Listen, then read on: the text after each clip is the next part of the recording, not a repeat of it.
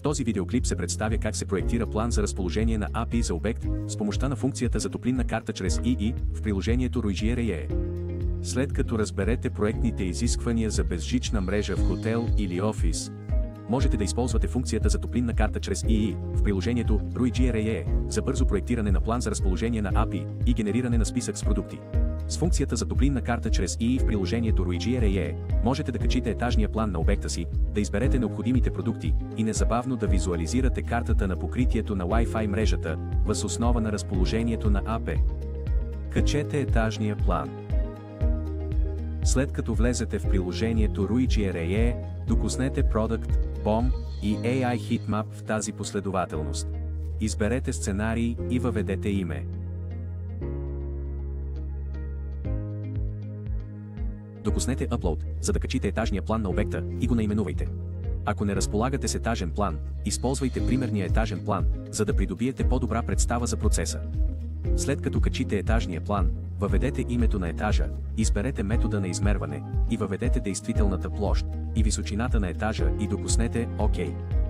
Стените ще бъдат идентифицирани автоматично според качения етажен план. Генерирайте план за разположение на API. 0 персонализиране на плана ви за разположение на API чрез избор на API. Проектирайте плана си, като изберете API, които отговарят на изискванията и бюджета ви. Докоснете Add Product, изберете желаните API и докоснете Add. Разположете API на правилните им позиции, за да видите промените в реално време в топлинната карта на Wi-Fi мрежата. Докоснете тук, за да превключите между топлинната карта на 2,4 ГГц или 5 ГГц Wi-Fi мрежа. Докоснете тук, за да прегледате списък на разположените API. Докоснете Configured.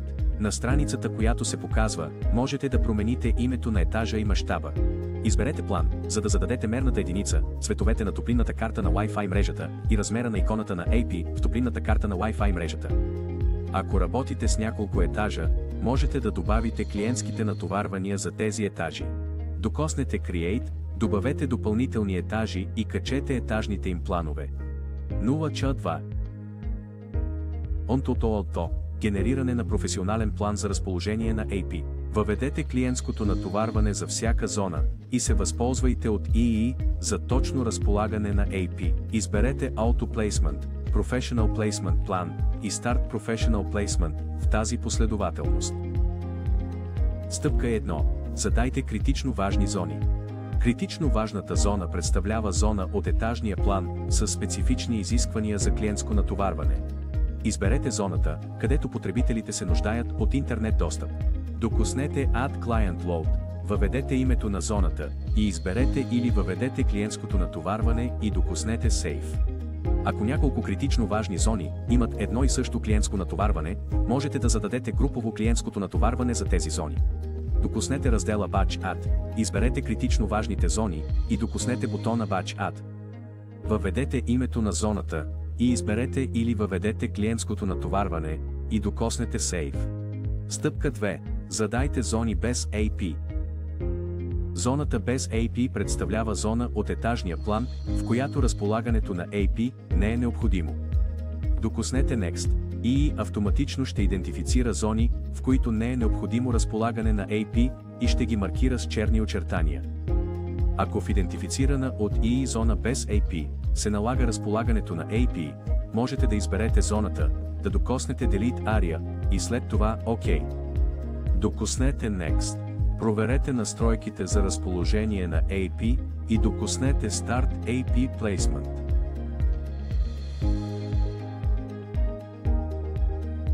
Въз основа на изискванията за разположение на API ще генерира 3 плана за разположение на API: професионална версия, върховна версия и стандартна версия. В горния десен ъгъл на всяка зона се показват подробности за достъпните и критично важните клиенти. Докоснете тук, за да превключите между топлинната карта на 2,4 ГГц или 5 ГГц Wi-Fi мрежа. Изберете план и докоснете Apply BOM. Генериране на бърз план за разположение на API. ИИ бързо идентифицира етажния план и генерира най-добрата стратегия за разполагане на API с едно кликване. Изберете Auto Placement, Quick Placement Plan и Start Quick Placement в тази последователност. Въз основа на изискванията за разположение на API ИИ ще генерира 3 плана за разположение на API: професионална версия, върховна версия и стандартна версия.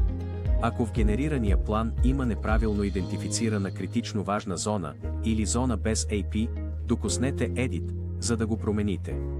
За подробности, вижте метод 2. Докоснете тук, за да превключите междутоплинната карта на 2,4 ГГц или 5 ГГц Wi-Fi мрежа. Изберете план и докоснете Apply BOM. Експортирайте плана за разположение на API. След като разположите API и се налага да добавите шлюзове, комутатори или други устройства към проекта, докоснете Add Product, за да изберете устройствата. След като потвърдите плана за разположение на API, докоснете Export, за да прегледате или редактирате списъка с продукти, топологията, разположението на API върху етажния план, симулацията на сигнала и акцентите в плана. Докоснете Export, за да експортирате плана за разположение на API във формат Excel, PDF или Word.